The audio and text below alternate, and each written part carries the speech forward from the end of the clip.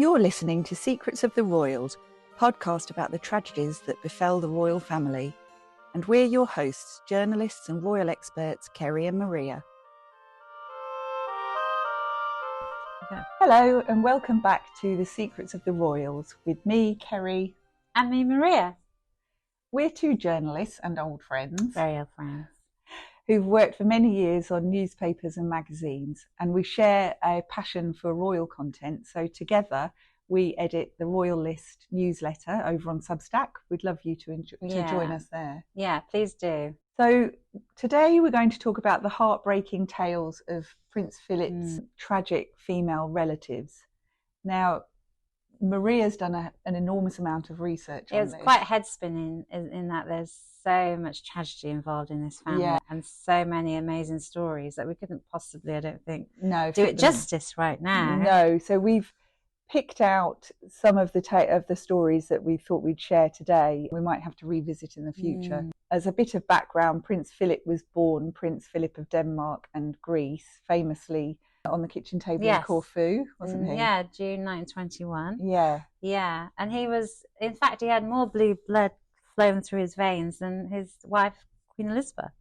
Yeah, so connected to all the royal families in all the most of the dynasties in Europe at that time. But what came with that is a very, very dysfunctional childhood, because as we'll reveal later, he pretty much had a solo childhood, brought up on his own in the UK.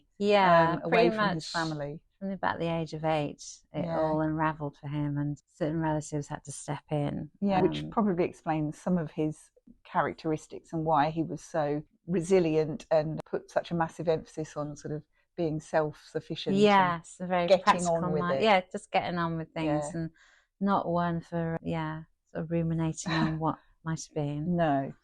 So the most famous story connected to Prince Philip, with anybody that watched The Crown would remember in its early episodes, was the death of his sister Cecilie. So do you want to tell us about that? Yeah. So Princess Cecilie was his favourite sister. He had 4 sisters. So he was obviously the much yearned for heir after four daughters were born to his mother, Princess Alice, and his dad, Prince Andrew.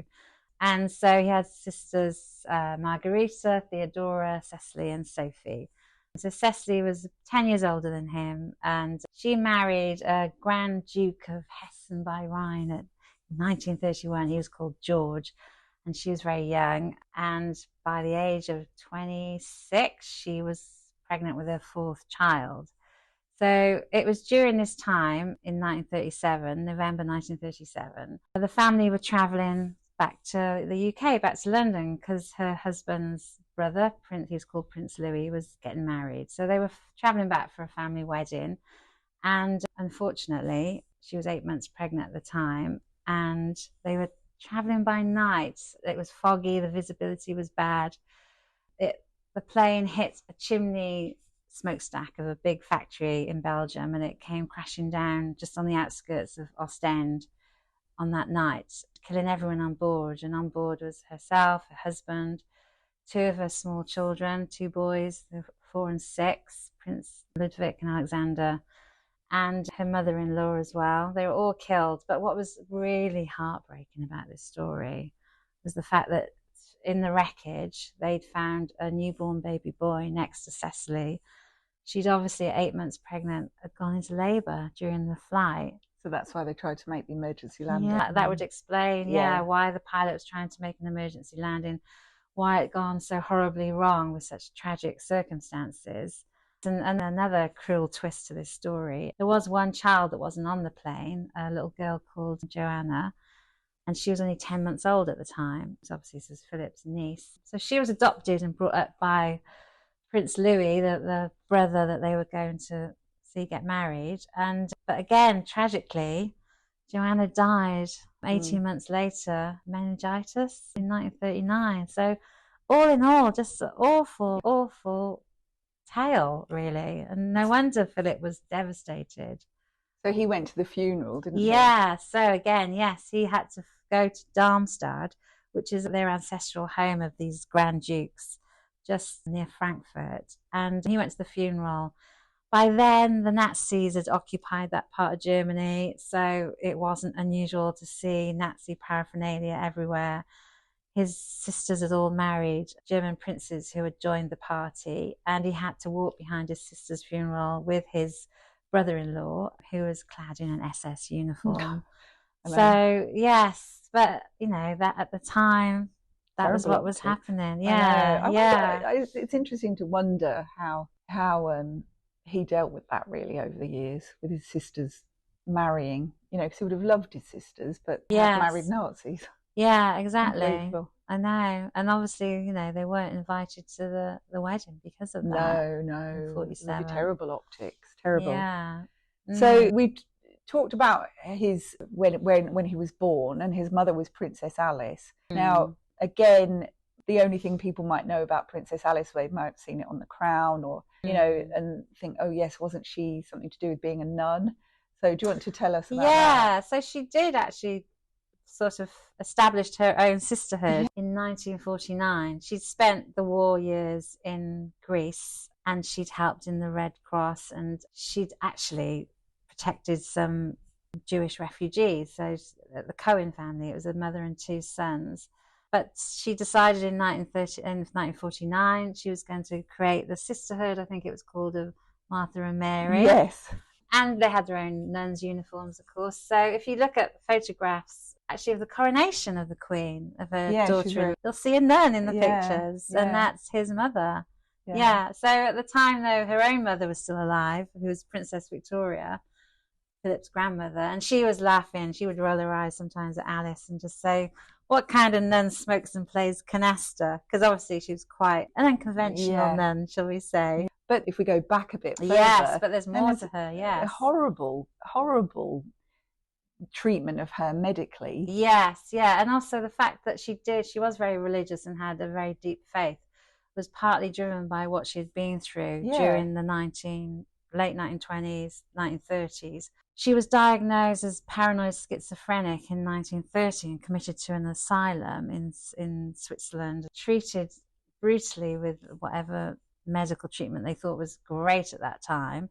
And I think at one point Sigmund Freud was advising on her treatment and advised them to x-ray her ovaries to bring on an early menopause. Yeah, because it was libidinous hysteria or something. Yeah, so it's just... She's really, I mean, we're only 100 years on that, but any problem with a woman mentally has to be to do with her libido. I mean, it's so unbelievably tragic. There's poor people at that time treated, and including her. Yeah, and the whole time she was there for almost 3 years. She did eventually was allowed to leave in early 1933, but by then, Philip had not. I think he was brought there once, but they've all found it too upsetting. So he didn't see his mother until his sister's funeral. So he didn't see his mother for 5 years, and she had no contact. She traveled around Europe and just kept in touch with her mother, Princess Victoria, but developed a deep faith. So that's and eventually settled in Greece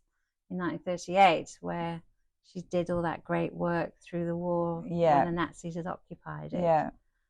So a fascinating story. And also now she's buried in Israel, which was one of her dying wishes, because she was honoured as righteous among nations, because she was a non-Jew that at great risk to her own life saved Jewish lives during the Holocaust. And also I forgot to mention, she was born congenitally deaf. Yes, and her mother taught her to lip read and speak in German and English, I believe. So amazing woman. Yeah, and she did die in Buckingham Palace. So she spent the last couple of years with Philip. So they were reunited towards the end, which was nice. Thank you to our hotel partner, the Soho Hotel, where we recorded this episode. In the heart of London's Soho, this gorgeous hotel is a favourite destination of Kerry's. Book at ferndalehotels.com. Moving on, now we're moving on to the short, sad life of another Princess Alice, who was Philip's great-grandmother. Yeah, what do you know about her? I think we all have to keep up. There's a lot.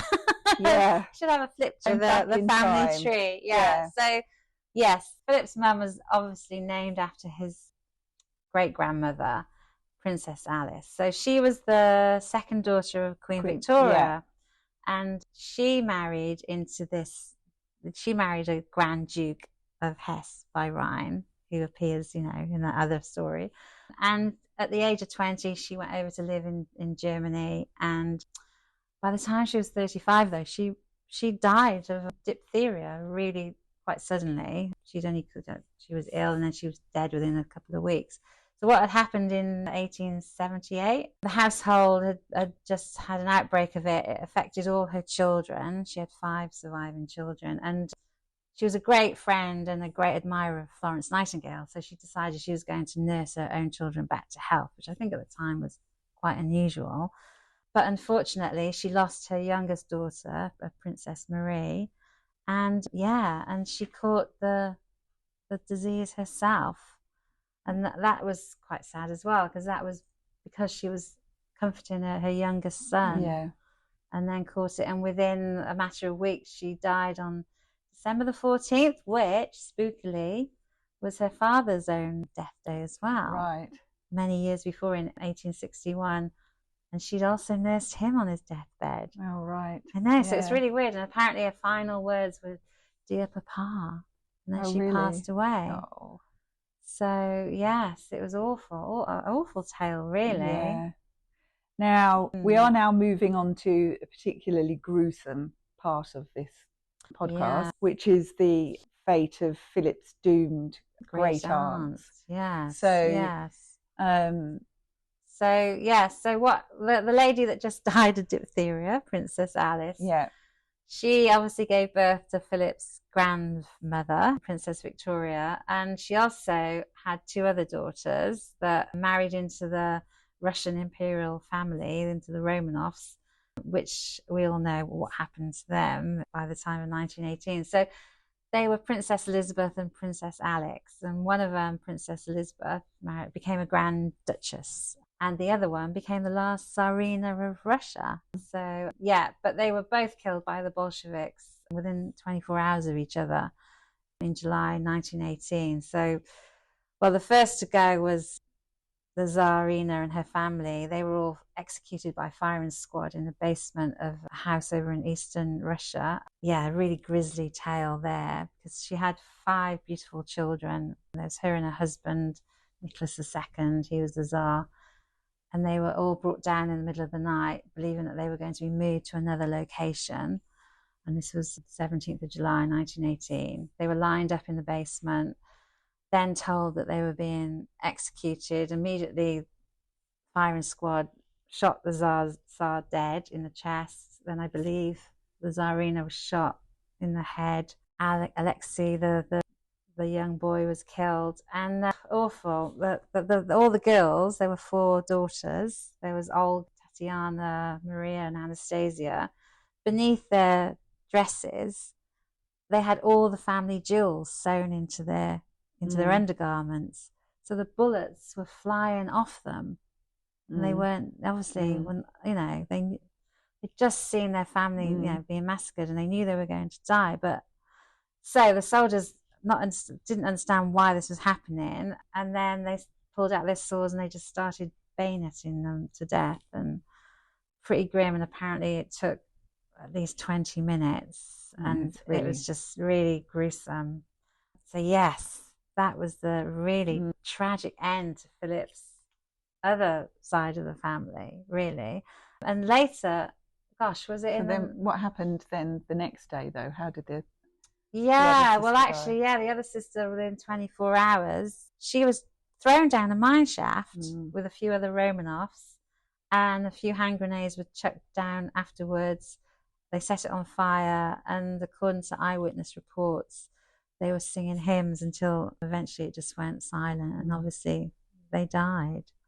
So really terrible. Grim and gruesome end to that part of the family. And Philip, I think Philip eventually in the 90s, he donated some DNA. That's right. When they discovered some bodies, just to prove it was the imperial family. So, So finally, we have the heartbreak of Princess Victoria, who was Philip's influential grandmother. Now, she had a massive impact on his life. Yeah, she really did. So yeah. do you want to explain who she was? Yeah, well, as we mentioned, those sisters that were killed by the Bolsheviks were actually her younger sisters. So she eventually moved to Britain. She fell in love with a Prince Louis of Battenberg, who was based over in Britain as well. And she was very close to her grandmother, Queen Victoria. So yeah, she decided that she saw her own daughter, Princess Alice, lose her mind and lose her family. So she stepped in, and at the age of 8, when poor Philip was homeless, she stepped in and took charge of his upbringing and education. So, and by that time, obviously, I haven't even mentioned Philip's father. He never reconciled with his wife and died in 1944 after spending most of those years with his mistress. On the Riviera. Yeah, in Monte Carlo. Yes, yeah. Okay, so they became the Mountbattens. Yes, they had to change their name in 1917. Yeah, so they became the Mountbattens, and this is now why Philip became Philip Batten. Yes, that's right. That's right. So yeah, I didn't mention she had 4 children. So there was Prince George, Prince Louis, who became Lord Mountbatten, who we're going to talk about. Yeah, obviously Princess Alice, that was Philip's mother. And there was another daughter, Princess Louise, that became the Queen of Sweden. Yeah. So, yes, she was an amazing woman. She was apparently Prince Louis said she was a walking encyclopedia. Yeah. She obviously, taught her daughter how to lip read and speak in German and English when Alice was born congenitally deaf. And yeah, she was a feisty woman. Yeah, she was no nonsense. That's where he obviously got that. Yes, yeah. From. But happily, to end this podcast, she did live a long life, didn't she? Didn't she live? Yeah, even though one of her sons died at the age of 45. Yeah, she did. She saw her own grandson, Philip, become, the husband of the future queen. And she was godmother to Prince Charles. So yeah, she died in Kensington Palace after a very long life, even though she was a lifelong smoker. And Prince Philip said something very touching about her. And I'll just read it, I'll put my glasses on. He said, "I liked my grandmother very much, and she was always helpful. She was very good with children. She took the practical approach to them. She treated them in the right way, the right combination of the rational and the emotional." It's probably very much what he was like, I should think. I like the right combination of the rational and emotional. Yeah, she sounded very, very amazing woman. Thank you. Yes, well, thank you. Thanks for listening. If you enjoyed this episode, do share with your friends and subscribe to the Royal List newsletter over on Substack.